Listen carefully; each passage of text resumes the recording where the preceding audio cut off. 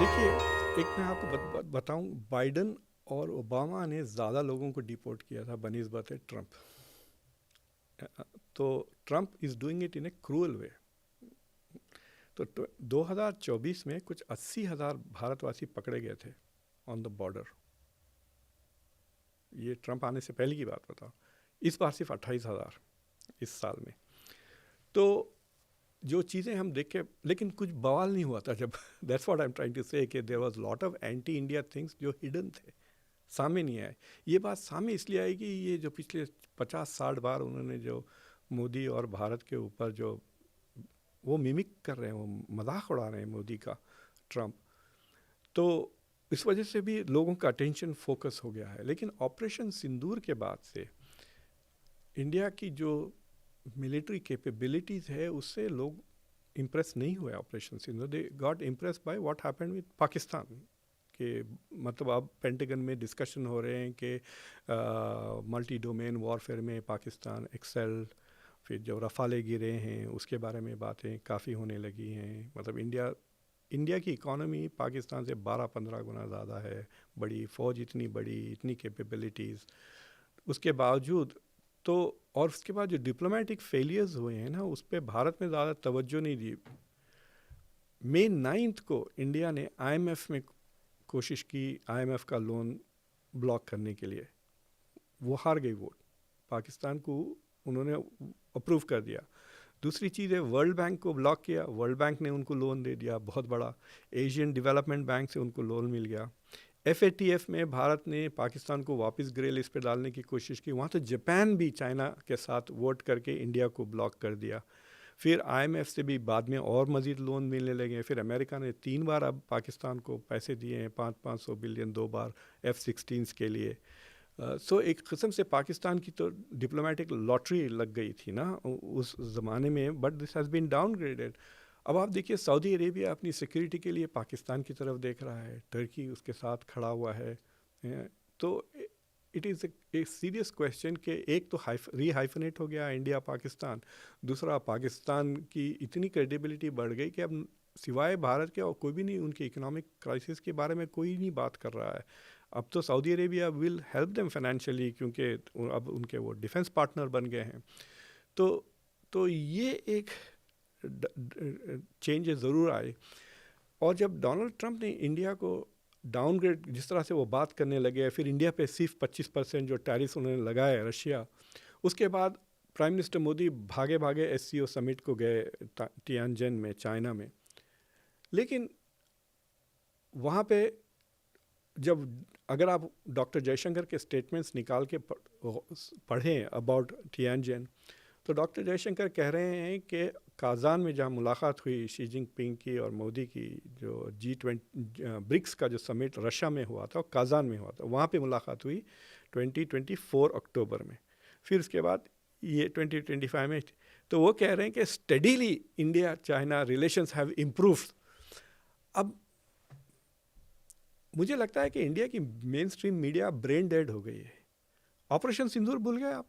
Operation सिंदूर में China के हथियार थे, चाइना की लाइव इंटेलिजेंस प्रोवाइड कर रहे थे।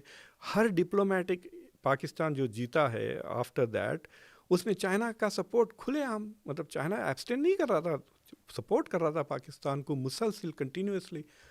तो फिर आप कैसा कहते हैं कि आपके ताल्लुकात चाइना के साथ इम्प्रूव हो रहे हैं? China is taking military and diplomatic actions आपके खिलाफ। तो वहाँ पे आपको मजबूरी नज़र आ गई भारत की कि दे वांटेड बेटर रिलेशंस। वो फोटो आप जो उन्होंने पुतिन के साथ पकड़ के लिया, दे थॉट कि that would send a message to Trump. मतलब आप कितनी 27 लेवल पे सोच है कि आप एक फ़ोटो भेजेंगे तो ट्रंप डर जाएंगे। नहीं हुआ, कुछ भी नहीं हुआ। उसके बाद अरुणाचल प्रदेश की वो जो लड़की जो लंदन से जापान जा रही थी, उसके बाद जिस तरह से चाइना ने उसको ट्रीट किया, इट सेंड द सिग्नल कि it is not interested in improving relations with India. समझे ना? अगर वो भारत से ताल्लुकात बेहतर करने जाते वो उसको वहीं दबा देते। और मज़े की बात यह है, उस लड़की ने कहा कि मैं तो कई बार जाती हूँ इस तरह से, इससे पहले कभी नहीं रोका।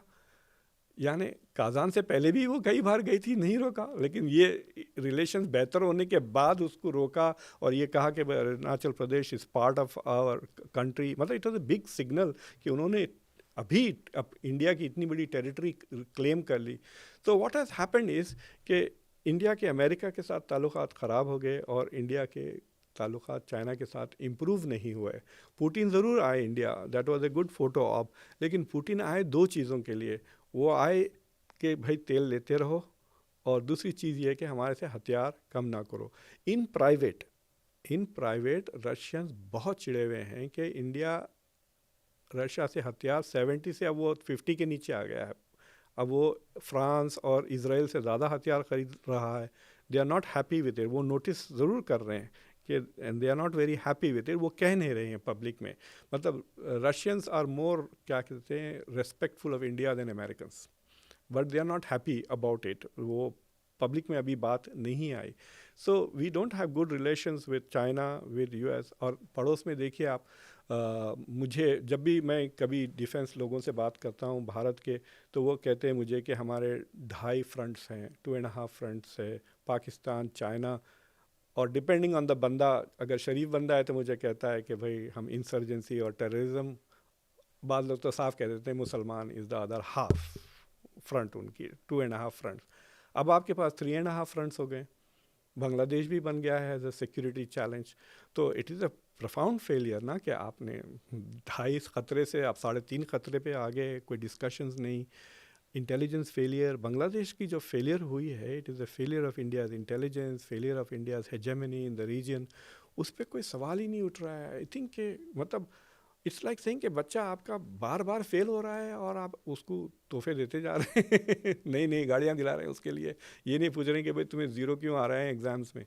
It looks like that with Indian foreign policy पिछले 2.5 साल में। 23 was a peak I think of इनकी फॉरेन पॉलिसी, जहाँ उनको अपॉर्चुनिटी मिला कि G20 और SCO दोनों होस्ट करें, राइट। तो इंडिया की स्ट्रेटेजिक ऑटोनॉमी का वो पूरा सबूत था।